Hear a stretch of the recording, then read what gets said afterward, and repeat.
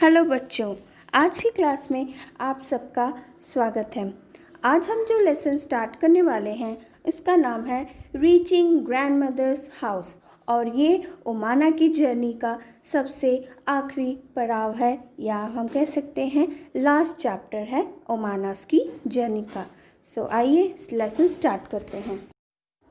अपनी लंबी रेल यात्रा के बाद ओमाना और उसकी फैमिली आखिरकार कोट्टयम रेलवे स्टेशन रात में पहुंच ही जाते हैं।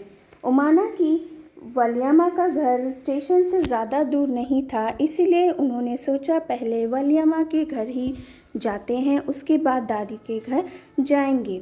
वलियामा केरला में माँ की बड़ी बहन को कहा जाता है। तो इस तरह से ओमाना और उसकी फैमिली सबसे पहले ओमाना की वलियामा के घर जाते हैं, जिसके लिए वो ऑटो रिक्शा का इस्तेमाल करते हैं।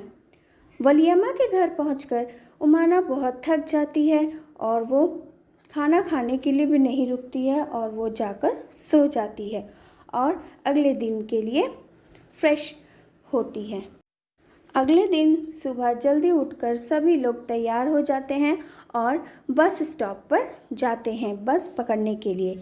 इस बार ओमाना की फैमिली के साथ वलियामा की फैमिली के भी लोग रहते हैं, इसलिए उनके पास ज़्यादा सामान भी हो जाता है और लोगों की संख्या भी ज़्यादा हो जाती है। क्या आप सब लोग जानते हैं बस स्टॉप किसे कहते हैं? बस स्टॉप एक ऐसा जगह होती है, ऐसे पॉइंट होती है जहाँ पर कि बसें आती हैं, रुकती हैं और वहाँ पर पैसेंजर्स बस में चढ़ते और उतरते हैं और अपनी यात्रा को पूरी करते हैं। ओमाना के फादर ने भी सबके लिए टिकट ले लिया और फिर वो सभी बस में चढ़े जाते हैं। बस में बहुत भीड़ होती है, यहाँ तक कि लोगों को दूसरे पैसेंजर्स के साथ अपनी सीट भी ओमाना की फैमिली भी दूसरे पैसेंजर्स के साथ अपनी सीट शेयर करते हैं और इस तरह से वो लोग अपनी बस यात्रा पर निकल पड़ते हैं। ओमाना की बस आखिरी बस स्टॉप पर पहुंचती है, जहां पर ओमाना और उसके वलियामा की फैमिली के सभी लोग उतर जाते हैं। ओमाना बहुत खुश होती है कि आखिरकार वो अपनी दादी के गांव पहुंच गई, लेकिन ऐसा नहीं होता है। उसकी मम्मी उसे बताती है कि अभी उनकी यात्रा पूरी नहीं हुई, दादी गांव जाने के लिए अभी उन्हें और भी यात्रा करनी है।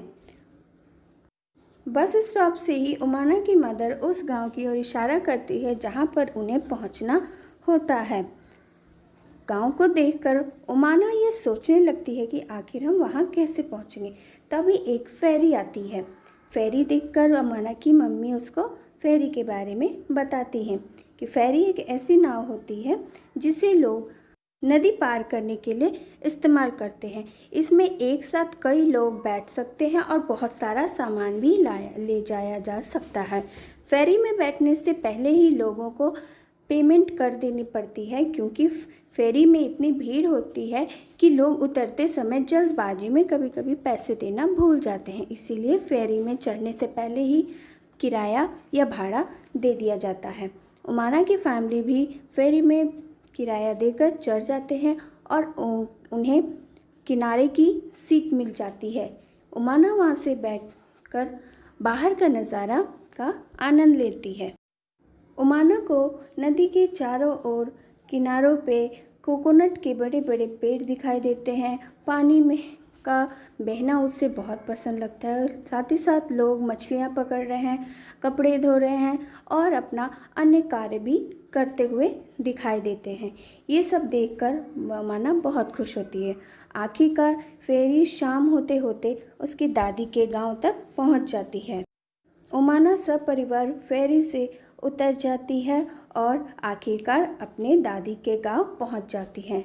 दादी के गांव पहुंचकर ओमाना बहुत खुश होती है।